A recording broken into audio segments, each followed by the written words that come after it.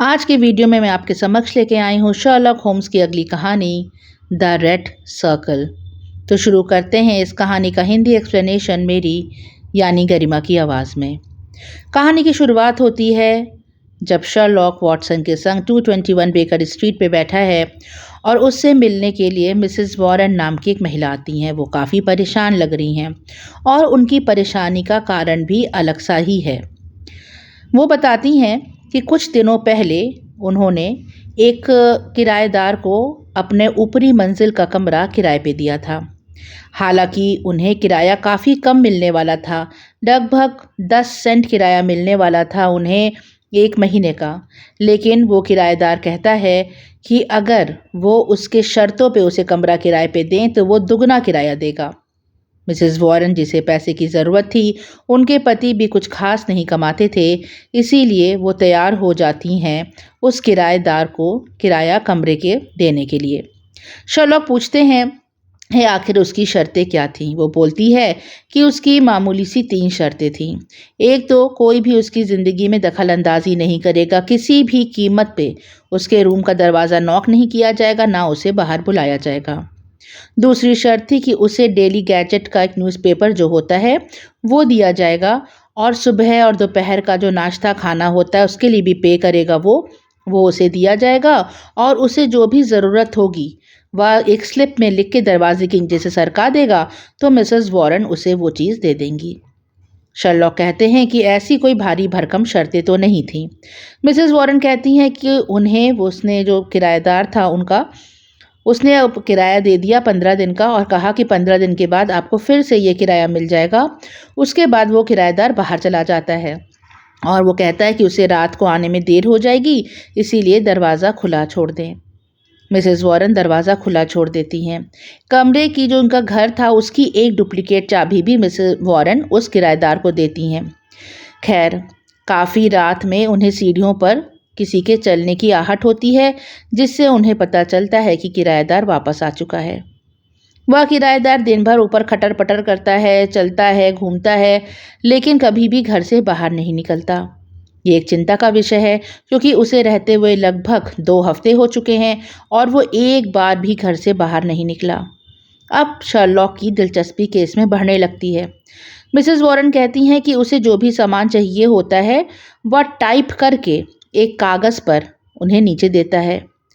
तो पूछते हैं शर्लॉक कि टाइप करके, क्या आप कोई कागज़ ऐसा लेकर आई हैं? तो मिसेस वॉरेन उसे छोटा सा कागज़ का टुकड़ा देती हैं जिस पे लिखा था मैच बॉक्स, फिर लिखा था सोप।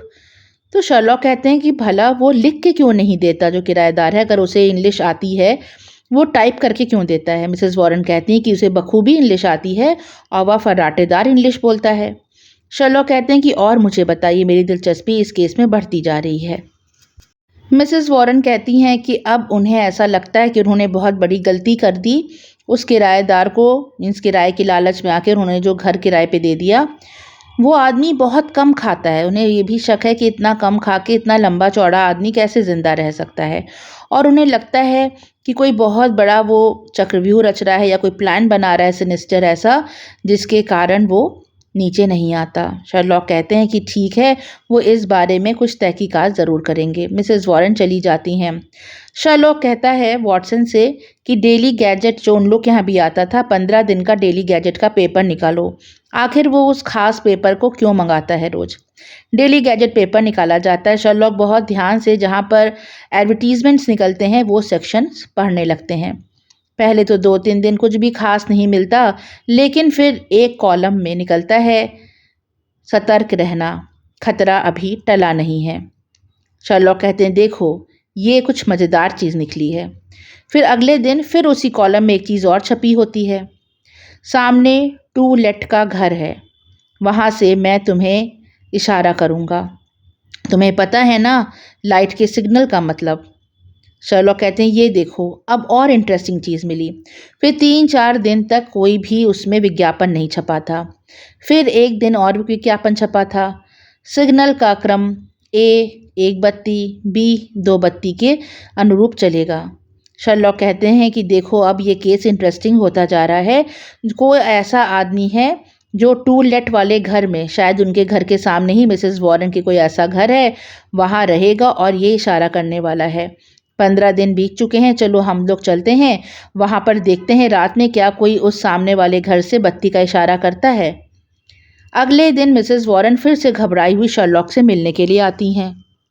आज मिसेस वॉरेन काफ़ी घबराई हुई थीं। वो कहती हैं शर्लॉक से कि अब मुझे किसी भी हाल में उस किराएदार से छुटकारा पाना है, क्योंकि उसी सुबह मिसेस वॉरेन के पति जब सुबह टहलने के लिए निकलते हैं, काफ़ी सुबह थी उस समय, तब 3 आदमी उन्हें किडनैप करके एक कार में डाल देते हैं और उनकी आंखों पे पट्टी बांध देते हैं।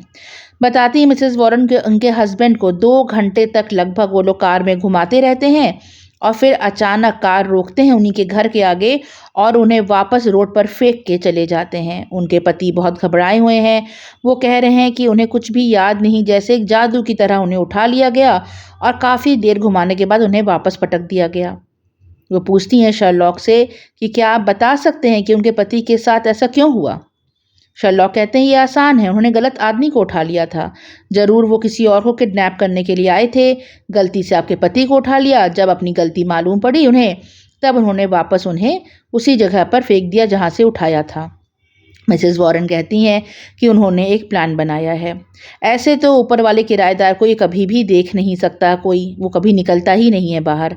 लेकिन उसी कमरे में जहाँ वो किराएदार रहता है, उसके ठीक सामने एक स्टोर रूम है। कहती है मिसेस वॉरेन कि उस स्टोर रूम में ये छुपा के एक शीशा रख देंगी और शर्लॉक और वॉटसन वहाँ छुप सकते हैं और फिर वो नाश्ता देंगी उस किराएदार को। किराएदार तभी दरवाज़ा खोलता है जब उसे कदमों की आहट मिलती है कि मिसेस वॉरेन सीढ़ियों से नीचे उतर चुकी हैं। जब वो नीचे उतर जाएंगी और कमरा का दरवाज़ा खोलेगा, तब कुछ पल होंगे शर्लॉक के पास कि वो एक झलक पा सके उस किराएदार की। प्लान बखूबी निभाया जाता है। शर्लॉक जाके उस स्टोर रूम में छुप जाते हैं और मिसेस वॉरेन ने बखूबी वहाँ पर एक शीशा छुपा के रखा था। मिसेस वॉरेन कमरे के सामने खाना रख के नीचे उतर जाती हैं। थोड़ी देर के बाद दरवाज़ा खुलता है और उस किराएदार की एक हल्की सी झलक शर्लॉक को मिलती है और तुरंत वह किराएदार प्लेट अंदर खींच के दरवाज़ा बंद कर लेता है। शर्लॉक और वॉटसन नीचे उतर आते हैं। शर्लॉक कहता है वॉटसन से कि वो एक लड़की है। वॉटसन चौंक जाता है ये बात सुन के, कहता है हाँ, वो सांवले रंग की एक बेहद खूबसूरत लड़की है जिसके घुंघराले बाल हैं और उसने ही वह नाश्ते की प्लेट अंदर खींची थी। लेकिन जब किराए पे वो आदमी रहने आया था तो भला उसने एक औरत को किराएदार के तौर पे क्यों रखा? वॉटसन शर्लॉक से पूछता है। शर्लॉक कहते हैं ये बात बिल्कुल आसान है। ज़रूर वो इस लड़की को छुपाना चाहता है। शायद इस लड़की के ऊपर कोई ऐसा खतरा है या इन दोनों पे ही कुछ ऐसा खतरा है जिससे ये दोनों कपल बचने के लिए आए हैं। वो आदमी शायद इस बिल्डिंग के बाहर, एक बिल्डिंग है जहाँ पे टू लेट का बोर्ड लगा है, उसी में छुप के रह रहा है और रात में सिग्नल से इस लड़की को इशारा देता है जो भी कोड वर्ड में उसे बताना हो। शर्लॉक कहते हैं कि हम रात में फिर से इस घर की छत पर आएंगे और देखेंगे कि क्या रात में वो आदमी इन्हें बत्ती से इशारा देता है। रात में शर्लॉक फिर से मिसेस वॉरेन के घर पे आते हैं और ऊपर की मंजिल पर छुपकर बैठ जाते हैं। काफ़ी रात हो गई थी। तब सामने वाला घर जहाँ पे टू लेट का बोर्ड लगा था, वहाँ से कोई एक बार की लाइट, जैसे कैंडल लाइट होती है वैसे चमका के पीछे कर लेता है। शर्लॉक वॉटसन से कहते हैं कि ये ए था ना, एक बार लाइट चमकाई गई इसका मतलब ए था। उसके बाद लाइट कई बार चमकाई जाती है, तो इन लोग जल्दी जल्दी गिन रहे थे तो टी लेटर था, तो ATN ऐसे करके वो कुछ सिग्नल दे रहा था। शर्लॉक कहते हैं ATN इसका मतलब तो कुछ भी नहीं होता, ये तो एक अधूरा सा वर्ड है। तभी शर्लॉक कहते हैं कि नहीं, फ्रेंच में इसका मतलब होता है खतरा, और बार बार वो यही शब्द जो थे वो वहाँ से चमका रहा था। शर्लॉक कहते हैं कि वो बताना चाह रहा है, शायद जो उसकी साथी यहाँ रह रही है, कि बहुत ज़्यादा खतरा है, खतरा अभी टला नहीं है। तभी फिर से वो चमकाता है A, फिर T, और तभी घुप से अंधेरा हो जाता है। वो जो संदेश था वो बीच में ही रुक जाता है। शर्लॉक चिंतित हो जाते हैं, कहते हैं कि ये बात अच्छी नहीं है। इस तरह से जब कोई संदेश दिया जाता है लाइट चमका के, तो कभी भी उसे अधूरा नहीं छोड़ा जाता। ये संदेश अधूरा छोड़ा गया, इसका मतलब उस आदमी पे कोई खतरा आ गया है। हम लोग को चल के उस बिल्डिंग में देखना चाहिए। शर्लॉक और वॉटसन धीमे से नीचे उतरते हैं और चहलकदमी करके उस बिल्डिंग के पास तक पहुंचते हैं। लेकिन शर्लॉक ये देख के चौंक जाते हैं कि वहाँ पर इंस्पेक्टर लेस्ट्रेंड थे और साथ ही वहाँ पर एक डिटेक्टिव थे जिनका नाम पिंकर्टन था। पिंकर्टन एक बहुत महान डिटेक्टिव हैं यूनाइटेड स्टेट्स के, जिन्हें शर्लॉक बहुत अच्छे से जानते हैं। वह पिंकर्टन को देखकर चौंक जाते हैं। बताते हैं इंस्पेक्टर लेस्ट्रेंड कि उन्हें यहाँ पर एक खबर मिली है कि यहाँ कुछ खतरा है और वो आदमी जो ऊपर है वो लाइट चमका के संदेश दे रहा है। उसने 3 बार खतरे का संदेश दिया था, फिर अचानक ये सिग्नल टूट गया। पुलिस को पहले से ही इसके बारे में जानकारी थी। तो इंस्पेक्टर लेस्ट्रेंड कहते हैं कि शर्लॉक होम्स से कि जब आप इस केस में इन्वॉल्व हैं तो हम लोग को तो कोई चिंता करने की ज़रूरत ही नहीं है। शर्लॉक कहते हैं कि नहीं, ऐसा नहीं है, ज़रूर उस आदमी के ऊपर कुछ खतरा है। बताते हैं इंस्पेक्टर कि इस बिल्डिंग से निकलने का सिर्फ यही एक रास्ता है और उन्हें शक है कि एक बहुत बड़ा डॉन है जिसका नाम गॉर्जियानो है, वो यहाँ छुप कर बैठा है।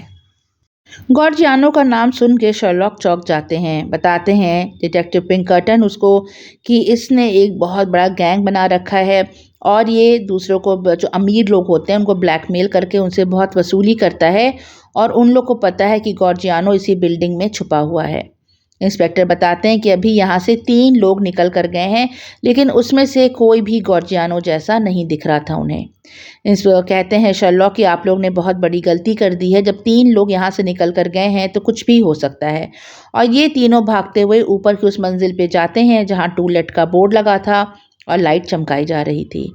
जब ये दरवाज़ा खोलते हैं इंस्पेक्टर लेस्ट्रेंड लैम्प की रोशनी में अंदर करते हैं। जब कमरे में रोशनी, तो देखते हैं कि खून के धब्बों से ज़मीन भरी पड़ी है और अंदर के कमरे की तरफ वो खून के धब्बे जा रहे हैं। शर्लॉक, वॉटसन, इंस्पेक्टर लेस्ट्रेंड, डिटेक्टिव पिंकर्टन सब अंदर जाते हैं और जब दरवाज़ा खोलते हैं तो देखते हैं कमरे के बीचों बीच एक आदम कद का आदमी मरा पड़ा है। उसके गले में चाकू घोंपा हुआ है और खून तेज़ी से उसके गले से बह रहा है। वो आदमी मर चुका है। तभी वहाँ पर शर्लॉक को कुछ आइडिया आता है, उन्हें कोई प्लान सूझता है और कहते हैं वॉटसन से, रुक जाओ, मैं अभी आया।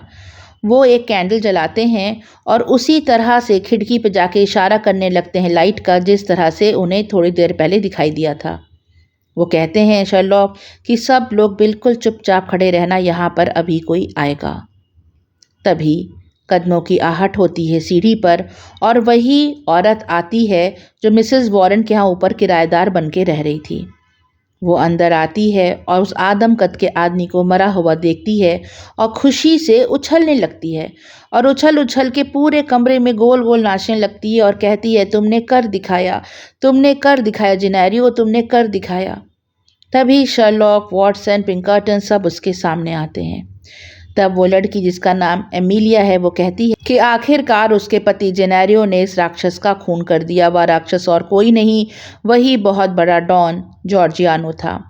पुलिस हैरत अंगेज होकर उस लाश को देखने लगती है। जॉर्जियानो मरा पड़ा था और एमिलिया खुशी से उछल रही थी। शर्लॉक उससे कहते हैं कि रुक जाइए, हम लोग को कुछ भी समझ में नहीं आ रहा। एमिलिया कहती है कि इस राक्षस ने हम लोग की ज़िंदगी तबाह बर्बाद कर दी थी।